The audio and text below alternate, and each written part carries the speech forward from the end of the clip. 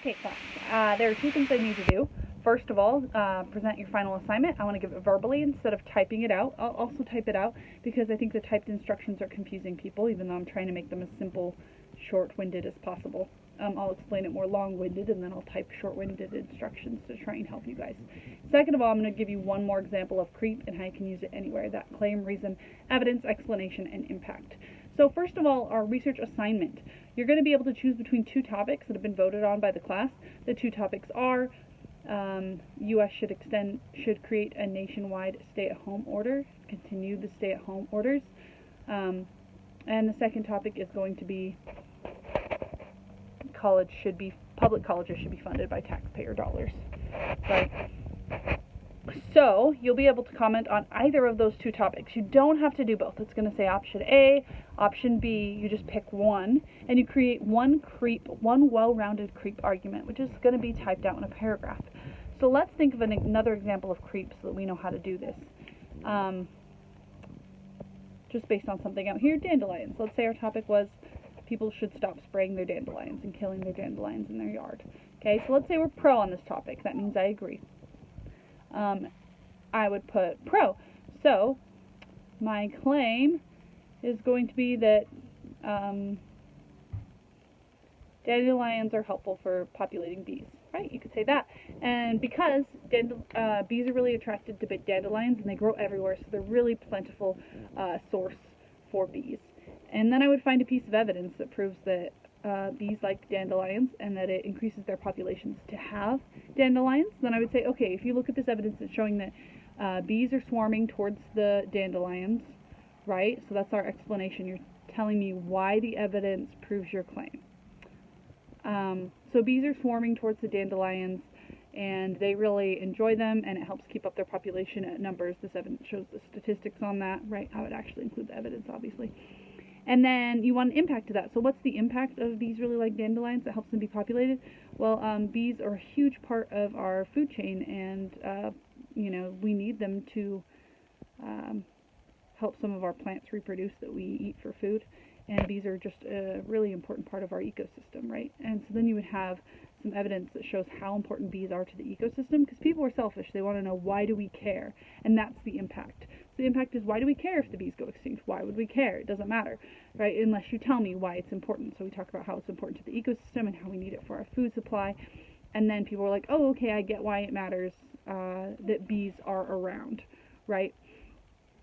Okay, so let's put that in paragraph format. I agree that people should stop spraying their dandelions.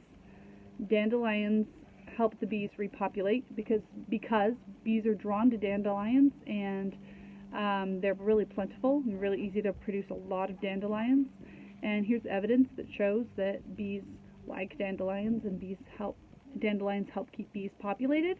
And then explain why this evidence proves that, which is hard to do without the actual evidence, right? But this evidence shows that yada yada yada yada yada yada yada yada. Don't just quote the evidence, also explain it.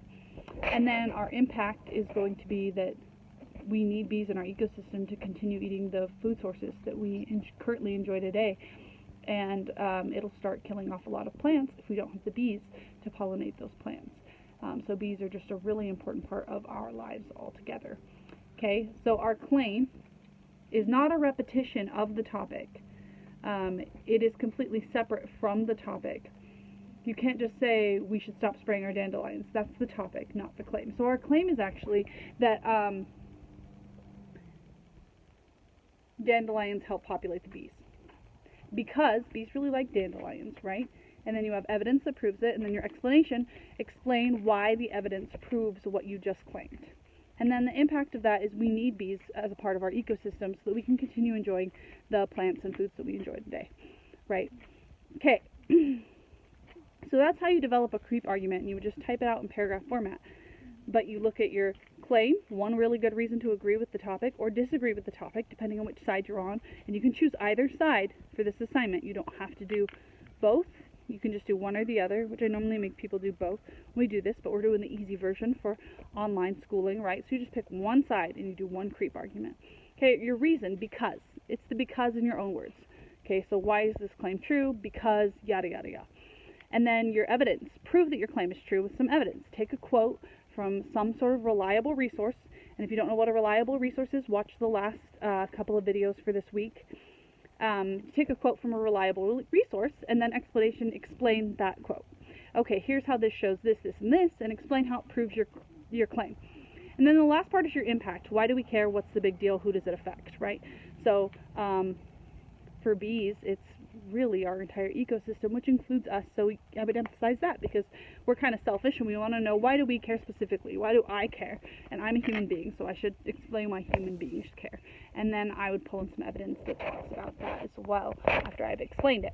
That's a creep argument. It's a really well-rounded way to format an argument, and it will work in your English classes, it'll work in a debate, it'll work in for an argumentative, any type of argumentative work you do, whether it's spoken or written argumentative work. Creep is going to work incredibly well. So your assignment is going to be to take one of those two topics and to type out a paragraph in the format of creep with a claim, reason, evidence, explanation, and an impact.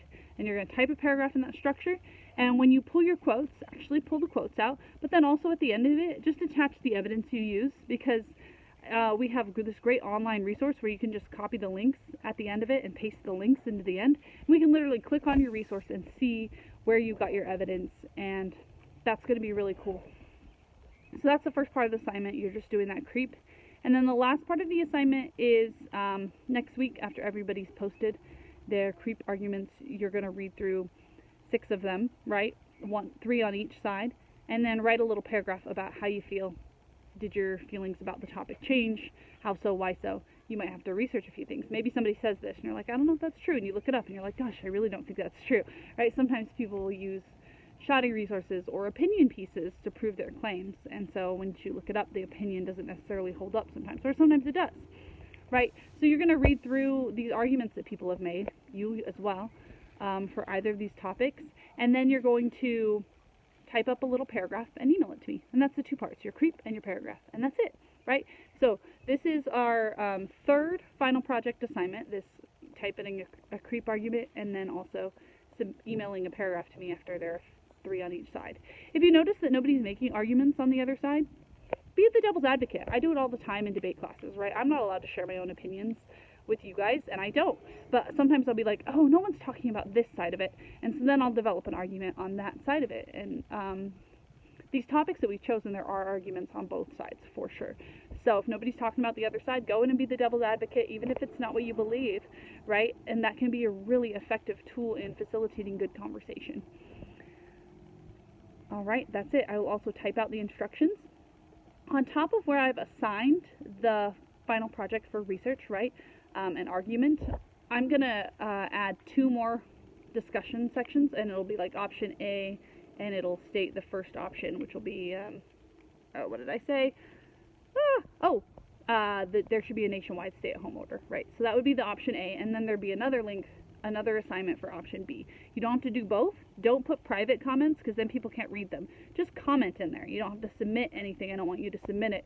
Just comment into the actual section. So type out your creep paragraph and add your links to the bottom, and then just press comment, and then you'll be on that conversation, and you can read through those conversations to type up your paragraph. So everybody needs to be able to see what you submit, which is why we're just typing it into the conversation as if it's like a Facebook post or something like that, right? We're just going to have an open debate, an open discussion about these topics for us.